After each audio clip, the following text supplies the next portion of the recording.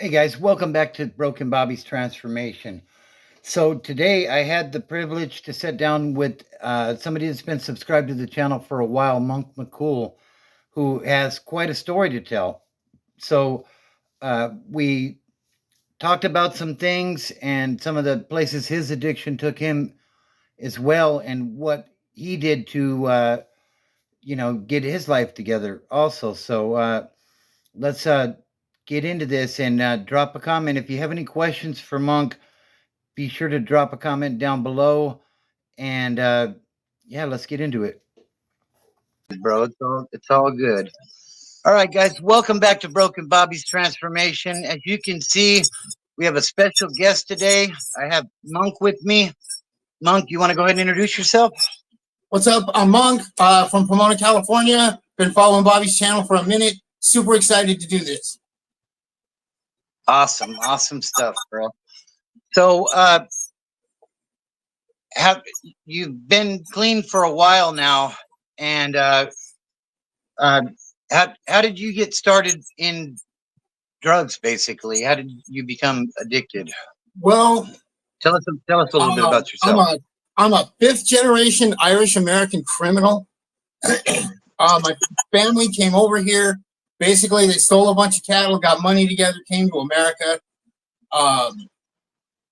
My great grandfather was he got out of the army, bought his guns, and started robbing trains. His son was busted during the Great Depression for selling counterfeit stamps, believe it or not. And my dad, at the time when he passed, he was California's oldest death row inmate. So wow. I basically got born into it. My drug of choice was alcohol, but our generation, the drugs and the alcohol always kind of go together.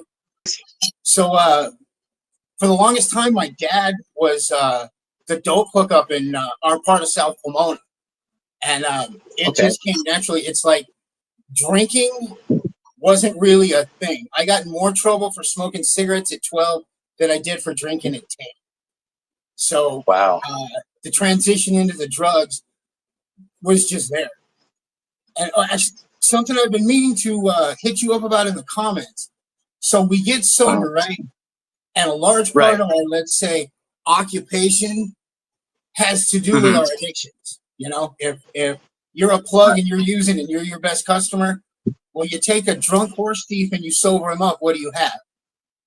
A horse thief. So the first 7 years I was sober, I was still on the fringes of that life. So that's and talk about the real recovery. The real recovery is getting a job and doing real life for real. You know what I mean? Absolutely. I completely agree. So, something interesting. The cops consider me an anomaly in the criminal world. I don't do any kind of tattoos. When I was 11, I saw some guys that worked for my dad get rolled by the cops. And the first thing they did was start checking sleeves. Hey, where you been? Where you been locked up? Where you from? And it clicked something inside me. And then years later, I had a business traveling between here and Arizona. We got busted on the Arizona side. One of the guys I was with was a Southsider from SoCal, and they're looking at his ink, and the Arizona gang unit knew everything about this dude just by reading his ink, and that kind of solidified. Right. So I can kind of culture chameleon, you know, through different sets. I can hang out with black dudes, but not act assimilated. You know what I mean? I can kick it with Southsiders, and you'd never think. If I'm in a white shirt and a tie, and you see me leaving somebody's house, you think I probably just dropped off like Bible pamphlets or something. So I use that to my advantage a lot.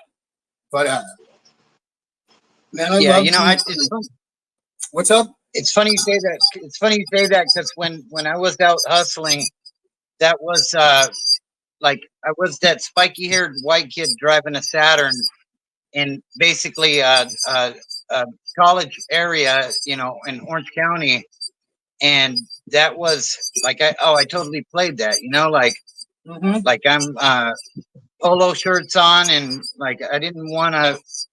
Like I just wanted to blend right in, you know, and like cops would pull up next to me, give them a little wave. We call it Caucasian camouflage. Yeah, absolutely. Yeah. You know, they never suspect you of being an actual white person when you dress like that. But yeah. Right. And I don't know. You ever catch Big Hurt? Yeah, I've seen him. He had a guy on Avi Dino Salam. Avi, if you see this, I love you, homeboy. Shalom. He's got some cool stories. He's one of those guys though, that could never slip undetected. You see him in the energy that he puts off, you know, you just know. You just know he's just one of those dudes. I always envied guys like that. I always envied the tough guy that can walk into the room and immediately intimidate everybody. It wasn't until I got older that I realized that if the cops kick the door, he's the first one on the floor. You know? So that actually turned into an advantage too.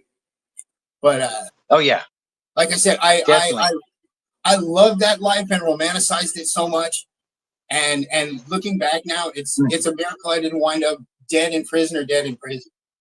So no doubt. You know, and the thing is, growing up, like it was the same for me, you know, like it's almost as if I felt that I was predestined to, you know, catch a CDC number. And honestly, until I fulfilled that prerequisite of my life, I guess you would say, like I would be in jail and, you know, talking that jail talk. Oh, I'm going to get out and get a job. And, oh, they let me off again. Well, shit, you know, I guess time for round 8 or whatever round it may have been, you know, but it definitely the influence of the neighborhood, I guess you would say, that I grew up in. I grew up in for me, it was a lot of family influence too.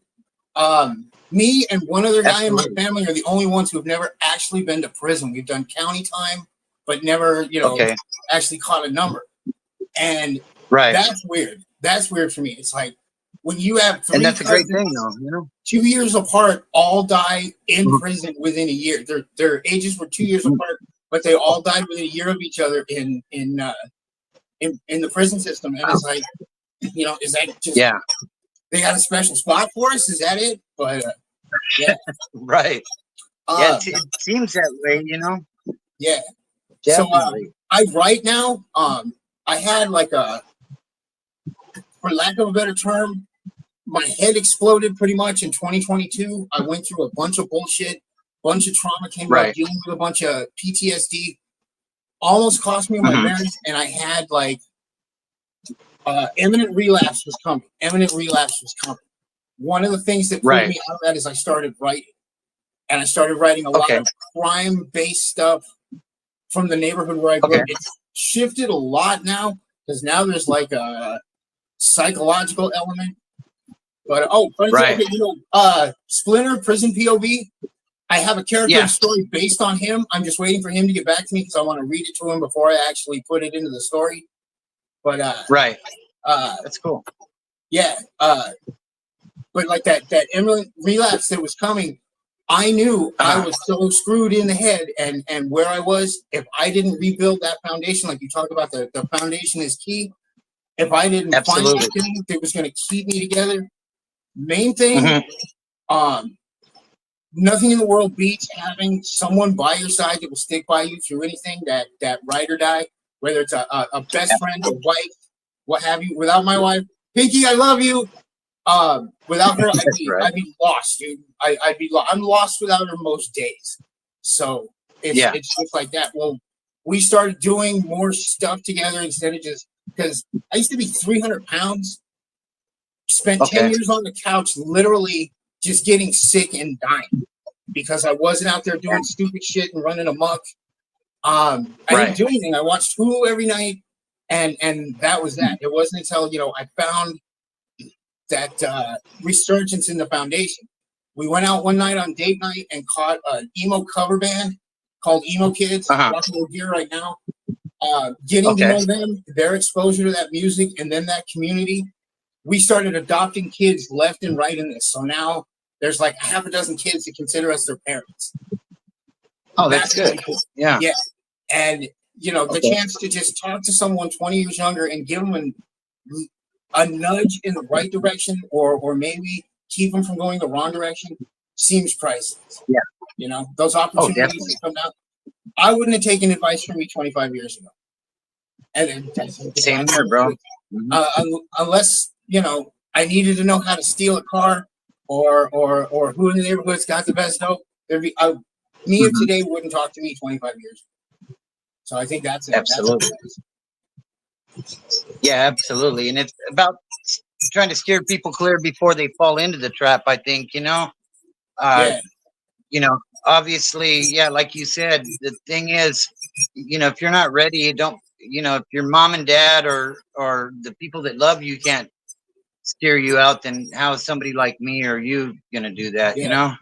Yeah, you can't. But you can't give it up for someone else. You know, you can with the best of intentions. I'm gonna do this, baby, because I love you. But you gotta love yourself more. You gotta love yourself enough to build yourself into the person that can be there for that person. And yeah, no doubt about it. The recovery part, in my opinion, is the easy part. If you get into it, if you like, when I was drinking, and here's the thing, drinking all day long, gotta have the dope. But there was never a time that it was the dope and didn't want to drink. You know what I mean? So those two always went together for me. When I went through a detox, I got past the point where I thought I was going to swallow my tongue. I got to the point where I could actually sleep again without the shakes and sweating all night long. So I got through that medical part of it. Going to the immediate meetings that they send you to with rehab and stuff like that, that was the easy part. 3 years down the road, running into a challenge and choosing my support network over drinking, or my support network over that friend I know that I haven't talked to for 5 years, but I know he's always holding. That's the tough part. That's the tough part. Keeping it going. And definitely, you know, you string enough days together and you got it. But some days just suck, man. Some days just suck. Yeah, they do. And I did the 12-step programs for about 3.5 years. I like the structure of the program. The problem with most 12-step programs is they recruit exclusively from the human race. So you're constantly dealing with people.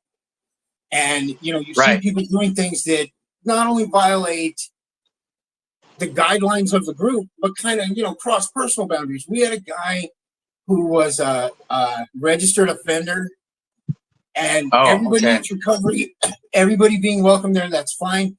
But when he started acting on his predator tendencies, me and two other guys said something, and we got pulled to the side, and it's, you can't comment on someone else's recovery. You can't run someone else's dialogue. That's not your job. And I'm like, I'm not talking about his recovery. I'm talking about him spending entirely too much time next to the bathroom when there's kids in there. And absolutely, that was always an issue. And then there was a guy, he used to talk about, oh, I've been around the rooms for 20 years. When I was getting my 2-year chip, he was getting a 1-year chip. And so he'd been around for 20 years. He knows all this policy in his head. But, you know, there's no way for this guy to be, you know, actually lecturing on sobriety, because he can't keep it together. But then you get the guys with 20 years, and all they want to do is lecture. I saw a guy literally go off on some poor girl because she mentioned choosing the pipe over the alcohol, thinking she was making a better choice. And he said, well, you can't bring that up. This is a program about alcohol. That kid was talking, trying to save her life. Sit down, shut up, and listen. So, absolutely. Moving out of that, I got into like some guys that exercised all the time, which was cool. But that was all they did. Yeah. They couldn't talk about anything else. And again, it's like, okay, well, let's talk about recovery. What do you do when you feel like you're faced with that?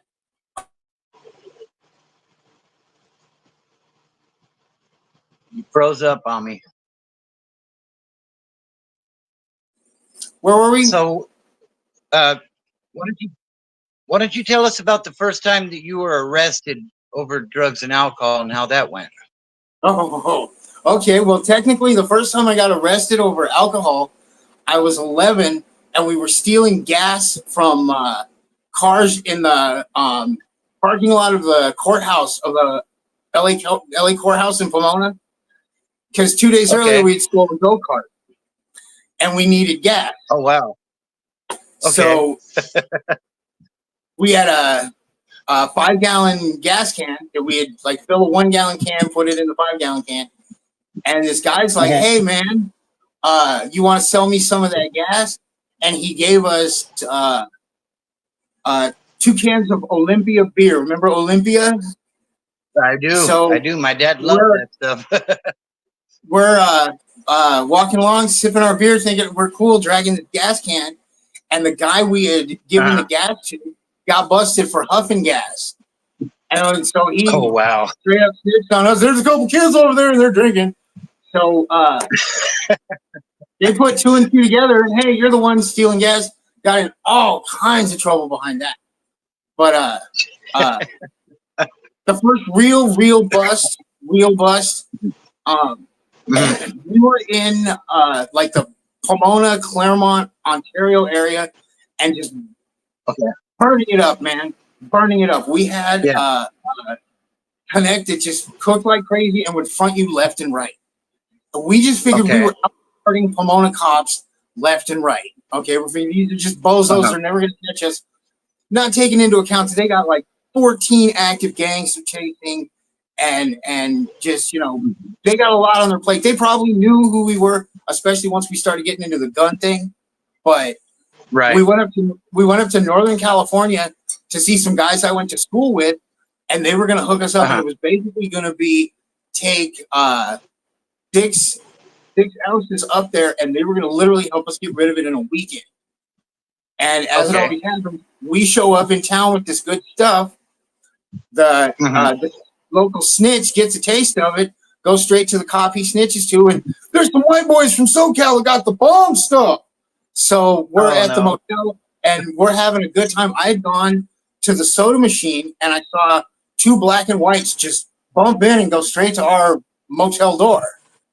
And I'm like, well, I'm not going back there. I just walked past the office of the motel and started walking down the street. And another car, another cop car was coming up the street just as I turned out onto the street. And he rolled me, popped me, shook me down, and we went in. So of everybody, they get busted in the room with everything. I just got busted with a little less than a 16th. So it's like, I'm going to do days. Okay. These guys have years behind that. So that sucked. Oh, wow. And I was away from home in the Milpitas jails. I had been to jail in San Bernardino County one time, but, you know, it was like a 6-day thing till I went to court. I had never actually, you know, been in jail like that before. And it was totally different politics up there. Southsiders are Southsiders no matter where you go. But they were the minority there, so they were more Southsider than usual. And a lot of the white boys up there were lames because at the time they're all dumb white guys on DUIs and drug charges. So it sucked. It sucked. The jail in Milpitas was like one of the worst places I ever went. On the upside, though, there was always salt and pepper on the table, and the cops would give you Tabasco sauce if you asked for it. So, what county was that in? It's Santa Clara County. So like San Jose, Santa Clara. Yeah, up there. So a lot of Northerners up there as well, right? Oh, yeah. And it's whole different. Always on and cracking, right? Yeah, it's always on and cracking up there. So I went from relatively carefree, happy existence with $2,000 in my pocket to, you know, sitting in a dorm with a bunch of guys that want to cut my throat. And you think that when your first bad jail experience or even your first jail experience comes along, something inside you would say, I don't want this. I don't want this. I don't want a metal door on my bedroom. I don't want a metal toilet. But and then I think also about like, risk versus reward in those situations. I remember thinking that, you know, $3,000 is a big payday. You know, if we do this and this, we're going to walk away with $3,000. And like now, I wouldn't leave my house for a temptation like that. When it's $3,000 or 3 years, I'll stay home. Oh yeah, no doubt. No doubt. But because I had access to a good supply of the white stuff here, I knew guys in Arizona that had pow pows literally falling out of their pockets. Right. Everybody in Southern California wants a banger. Everybody. Oh yeah. And Arizona, no doubt. Arizona's narcotics laws are medieval. I know a guy that quarter gram of something and he got 2 years. And he got 2 years in that like tent jail wearing pink underwear, eating green bologna. So so that risk in Arizona was so high. And then bringing that stuff from Arizona back to California, the risk here was really, really high. I got busted coming from Arizona into California with 6 unregistered pew-pews in the car. Okay. Oh. Drunk. Driving under the influence. Like that's how you're supposed to roll. You know what I mean? Weaving on the road and that was a bad one. That was a bad one. I had a really good crooked lawyer at the time. And even he was telling me, he had gotten me out of trouble twice before, and he's like, there's not a whole lot I can do for you here. If it goes one way and California nails you for this, it's looking bad. You're probably going to get 15 years. So that was a freak out. And then he said, but they could also do a federal interstate kind of thing and hang you for 25. So my lawyer did some twists and turns and managed to come up with someone at a gun show in Arizona who would say, no, it was private party transfers. It was all legal. It's all good. His guns didn't have bodies on them. There was nothing like that. But it was still 7 months in jail, not knowing what was going to happen. And my wife at the time literally scrambling to keep money in this lawyer's pocket. Because that's basically what it was. If he didn't get that G on Thursday, he wasn't coming to see me on Saturday. And that's just how it was. Yeah. But and where won. What's that? What'd you say? Where'd you get caught with the guns on that one? Was that in Cali or was that in Arizona? Just outside of Needles. Where? Needles. Oh, okay. All right. Yeah. Yeah. So, yeah, that was that was bad. So a cool thing that I got. What's up? What time period was this? Was this in the 90s? This would have been 1996. Okay. Late 1996. That same lawyer, actually, he got me and another guy, we got hemmed up with some guys, and they were trying to put a gang enhancement on the other guy, saying that we were both gang associates, possible gang members, and we're fighting this the whole way. He started like an injunction against the court, saying, okay, prove they are, and he was pushing this so much that when it came time to plea bargain, they took it easy on me on that case on the condition that we got our lawyer to quit fucking with them about that, just drop it. They weren't going to push the gang issue. So what could have been 2 years turned into 6 months, which was cool. Oh, that's good. Yeah. Those gang injunctions ain't no joke. That's for sure. That's one of the last things you want to have, that and guns at the same time, you know? I cannot imagine being a convicted felon in California and wanting to have a firearm anywhere near you. That's just bad news all the way around. All the way around. Oh, no doubt about it. No doubt about it, you know? I mean, I think, didn't CMAC just got like 39 months for bullets, I heard. That's crazy to me, you know? Yeah. But that's what they're doing in Cali now. Like my first charge, I had what would be considered a ghost gun these days, a gun with no serial numbers and some other things, brandishing a firearm, and they tried to get me ADW, but that didn't stick because no triggers got pulled. But Yeah. Like, luckily that was in 92, and the laws were a lot different back then, so like I was able to get a year in the county on that. But like in today's day and age, I probably would have got 10 years for that. The changes in the gun laws that they made in the 1990s made me kind of rich, man, to be honest with you. It's like every time the government would do something, it seemed like it's opened another window. Like now, I don't know if this still happens to you. It will happen to me occasionally. An unsavory friend will come across my number and call me and be like, "Hey, I got a little something in the works." One guy, like, the what they do with ammunition now in California, where you gotta do a background check. These guys are like, "Hey, we could set up shop selling ammo to people that need it," and I'm like, "That's the same thing as selling guns, man. No." I'm not actively trying to put pain on anybody else's house, and I hope nobody's trying to do it to me. Exactly. Yeah. I still know a lot of people that are actively involved in that life, but after many years of making it absolutely clear that I don't want nothing to do with that no more, they all pretty well respect it now. But like, it's crazy. It's a phone call away. You know what I mean? But they don't, like, when I first paroled. I had people telling me, "I got a quarter-pound and a gun for you whenever you're ready."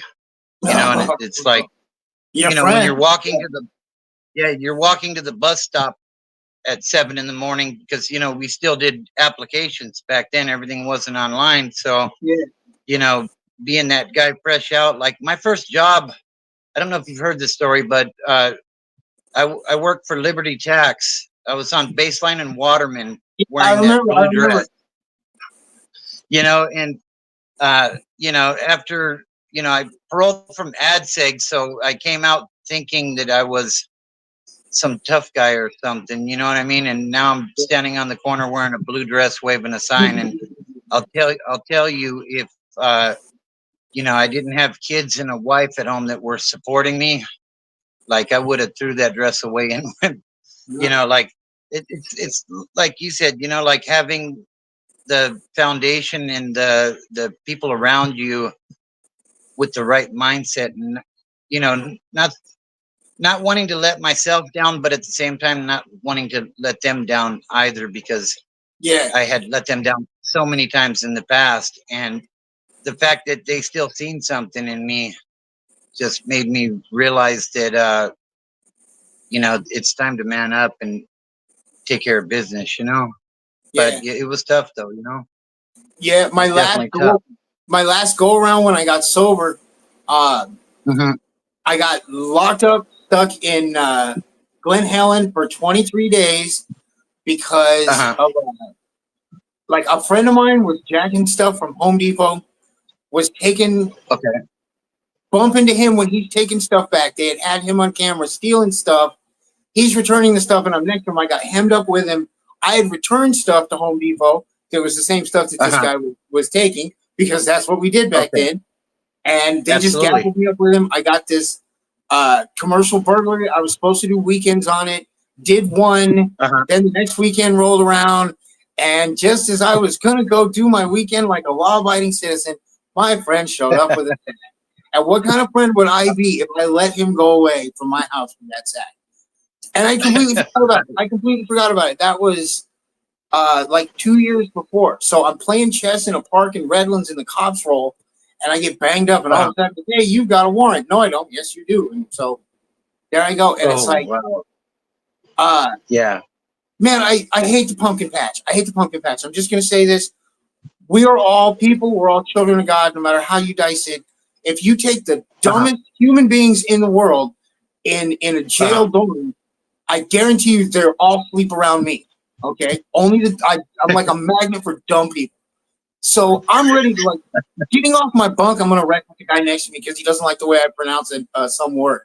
Hated that. Well, my points were low. I didn't have, like I was not on a violent charge or anything. So I wind up in Bertamont, the honor dorm. So there's no politics. It's relatively kicked back. I wound up hitting because my cousin worked near there, and I was on the landscaping crew. So I was bringing in cigarettes. He I got a Code Red Mountain Dew, which was, you know, I had to drink it warm because he hid it out there. I couldn't bring it back in. But that was like, oh, I'm so gangster. I got Code Red Mountain Dew.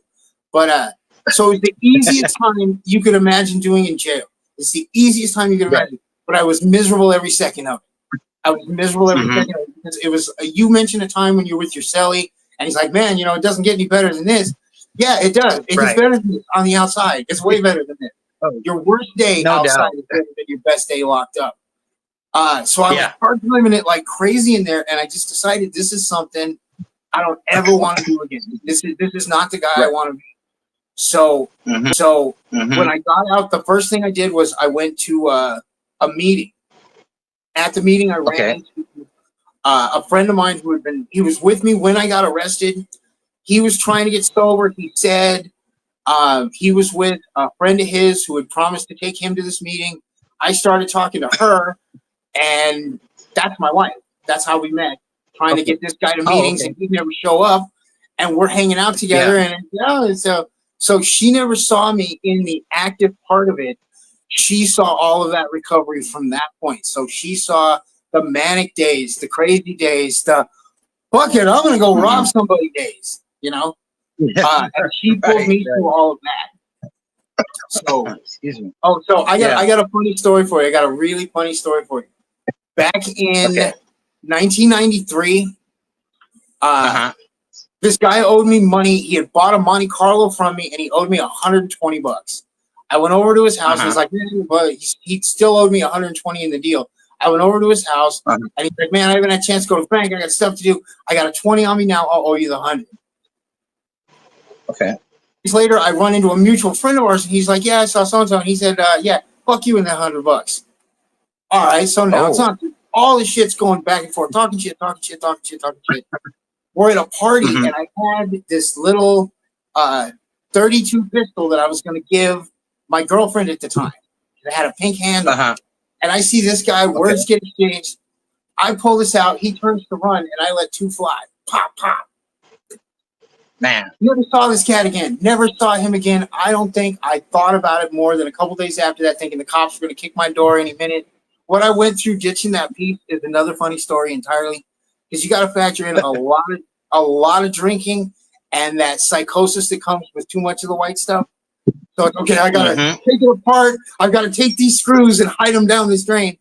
So a couple years later, I met the first time I was going through meetings because I got my second DUI. I'm going through these meetings. And this guy that's leading the meeting is talking about, yeah, I knew when I hit my rock bottom, I got into it with one of my best friends over $100 in a car. And one night we were at a party, and he pulled a gun on me. When I tried to run away, he shot me twice in the ass. And I realized that it was my homeboy telling this story. So they go around the room, and I wanted to so bad, like when it came to me, go, yeah, I realized I hit my rock bottom when I shot a friend of mine in the ass over $100. But I didn't have the guts to do it at the time, because I didn't know how it would be received. Right. But afterwards, I'm like, hey, man, like, hey, don't shoot. But it was just one of those funny moments that probably that moment alone probably kept me sober a couple extra days until I got my shit together. That's good. Yeah. Man. I still can't believe it's been 20 years, man. I still can't believe it's been 20 years. It's wild, right?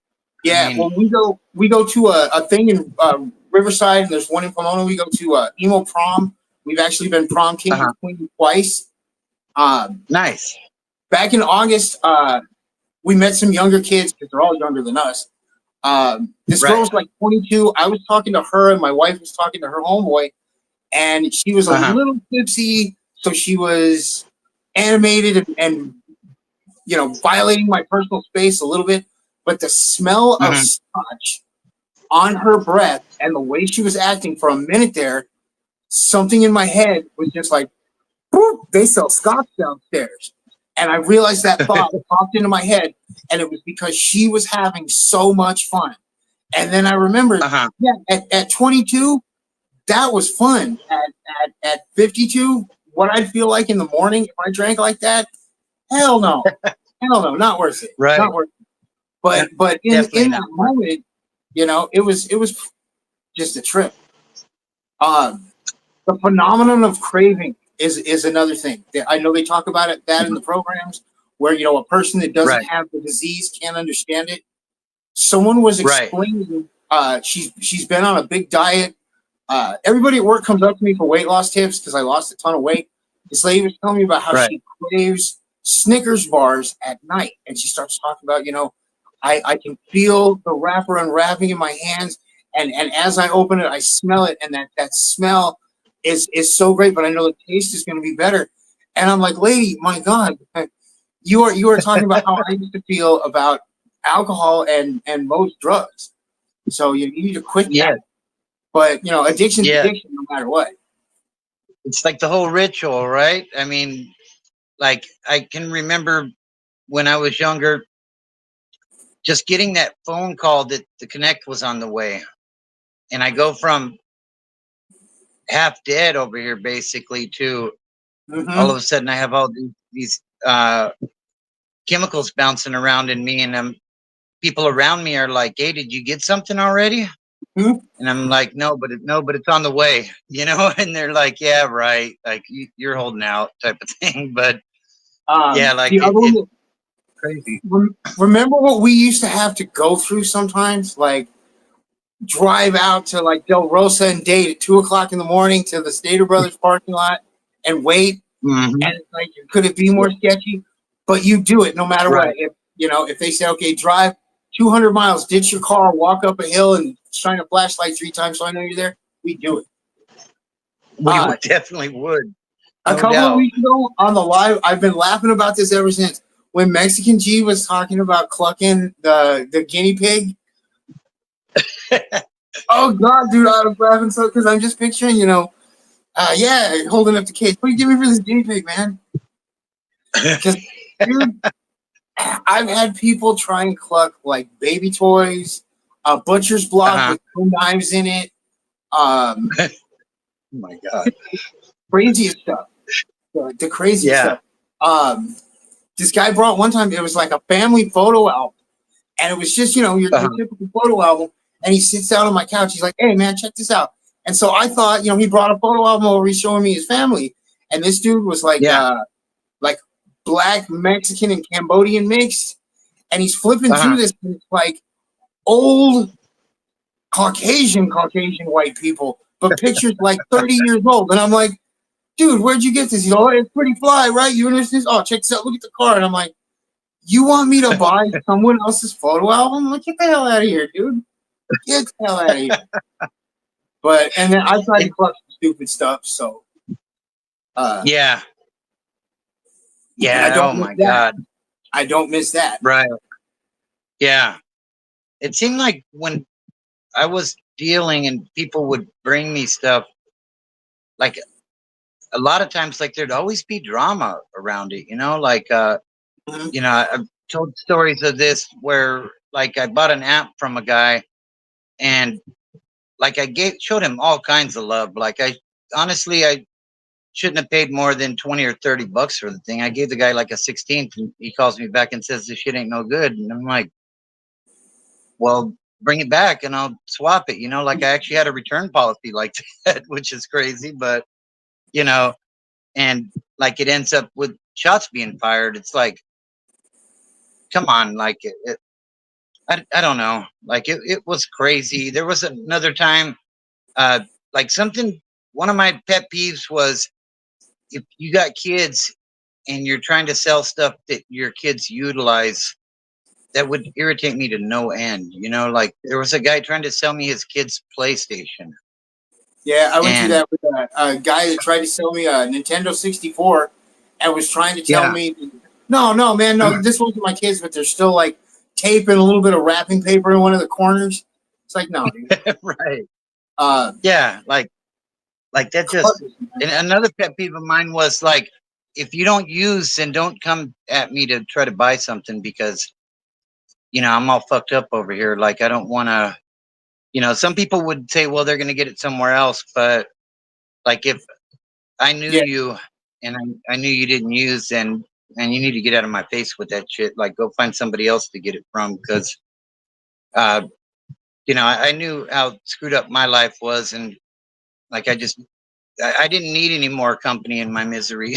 I guess you would say, you know. I know. So funny thing, I used to buy CDs from people, trade CDs for stuff. And the whole reason I like a country singer named Chris Ledoux is because this chick plucked like 5 of his CDs to me one time, and I listened to everything else I had. I'm like, what the hell? All right, I'll give some country music a chance. It's actually pretty cool.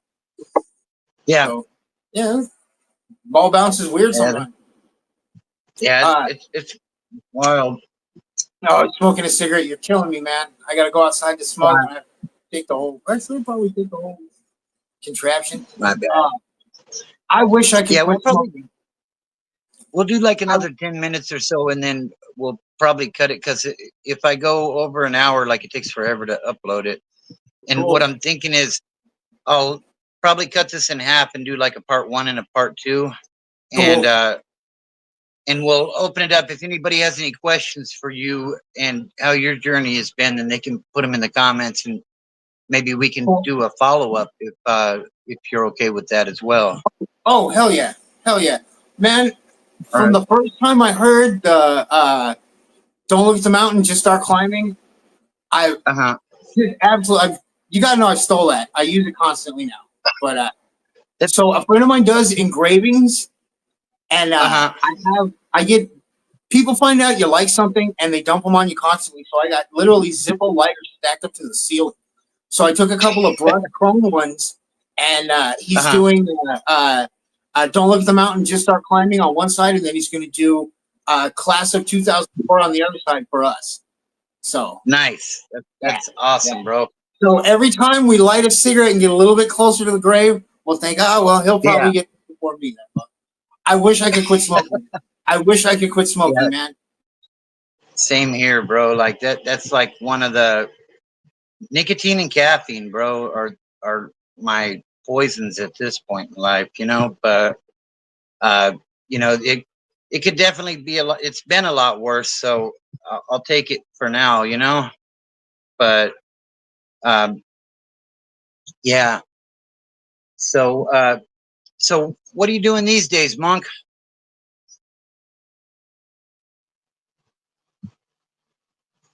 Did you freeze again?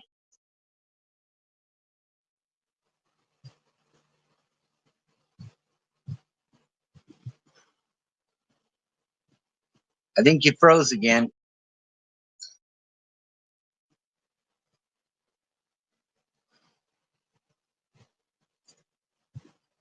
My guest is gone.